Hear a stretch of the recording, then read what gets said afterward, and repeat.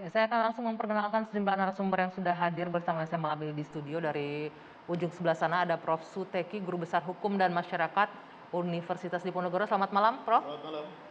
Nanti boleh digunakan mic-nya, Prof ya. Ya, selamat Kemudian malam. ada Bung Mardhani Alisera, politisi PKS. Selamat malam, Bung Mardhani. Malam, Manggi.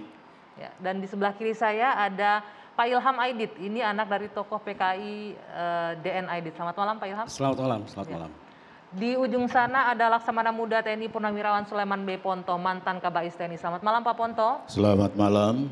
Oke, baik. Sebelum nanti kita tadi sudah menyaksikan ya banyak pertanyaan-pertanyaan yang muncul. Tadi Prof. Salim Said juga bertanya, kenapa muncul sekarang, ada apa ini? Sebelum kita masuk ke sana, saya ingin ke Pak Ilham terlebih dahulu. Pak Ilham, kita sejarah panjang memang ya PKI dan sampai saat ini adalah rekonsiliasi nasional dan lain-lainnya. Boleh nggak sebelum kita diskusi menjawab pertanyaan tadi semua, Pak Ilham cerita sedikit sebagai anak dari pelaku dan juga tokoh Partai Komunis yang kemudian sudah jelas dilarang pahamnya untuk tumbuh di tanah air ini, Anda sempat juga nggak mengalami kesulitan mungkin untuk bisa diterima di lingkungan, di masyarakat, atau pekerjaan, ataupun keluarga-keluarga dan keturunan PKI lainnya, sepengetahuan Anda? Silakan digunakan. Boleh, boleh. Ya, terima kasih. Selamat malam buat kawan-kawan dari Pak Stoki, kemudian Pak Ali, Pak Ponto.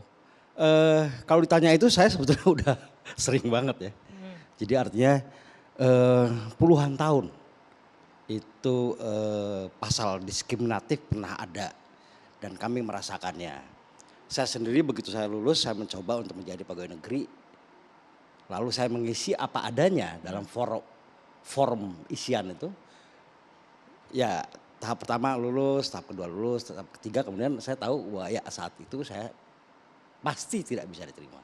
Dan emang dari ketika saya SMA pun, ketika saya mahasiswa saya udah tahu PNS itu tidak akan menjadi jalan hidup saya. Ya. Dan cerita-cerita itu banyak sekali.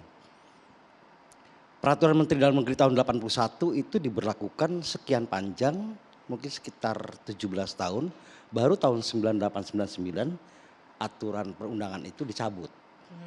Jadi sebetulnya kalau saat ini bisa dikatakan bahwa tidak ada lagi aturan perundangan yang diskriminatif. Jadi secara de jure tidak ada aturan perundangan. Tidak ada yang diskriminatif ya. Ya, nah, tetapi perlakuan tetap ada. Perlakuan masih tetap ada walaupun aturan aturan perundangannya tidak ada. Tapi perlakuan diskriminatif atau sikap-sikap yang menekan, mengancam dan sebagainya kan tetap dialami oleh mereka-mereka yang dianggap berhaluan kiri atau anak-anak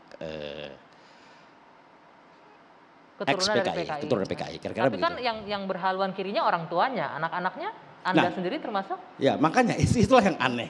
Bahwa saya rasa di dunia ini cuma ada satu negara yang kemudian memberlakukan diskriminasi kepada turunannya. Kalau misalnya katakan PKI dinyatakan bersalah ketika itu, maka mereka didiskriminasi, mereka dihukum, bahkan dipenjara, dibunuh dan sebagainya. Lalu anak-anaknya, cucunya, itu ada peraturan perundangan yang menyebutkan bahwa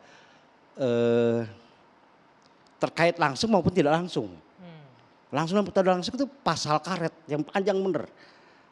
Anak saya nanti punya menantu, adik menantu dari anak saya bisa jadi kena, panjang sekali itu.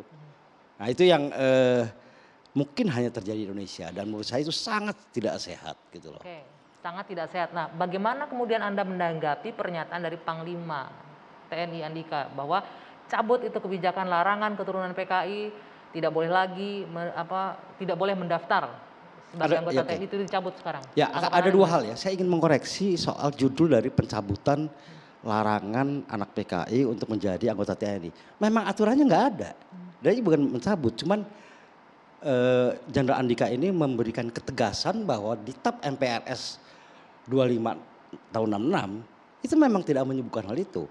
Di TAP MPRS 25 tahun 66 itu hanya menyebutkan tentang pembubaran partai dan pelarangan paham komunis, ideologinya. Marxisme dan Leninisme. Nah, maksud saya maksud saya gini, hal baiknya adalah ketika semua orang akhirnya melek bahwa TAP MPRS 2566 itu nggak bicara banyak, bicara itu 2 hal aja gitu loh. Selama ini orang pikir bahwa dia bisa melakukan persekusi, dia bisa melakukan tekanan luar biasa kepada mereka-mereka yang diindikasikan menyebarkan ajaran komunisme, dengan selalu mengatakan bahwa kan ada undang-undangnya TAP MPRS. Tapi kalau kita baca betul-betul TAP MPRS 2566 itu sebenarnya cuma 2 hal itu, selebihnya tidak ada.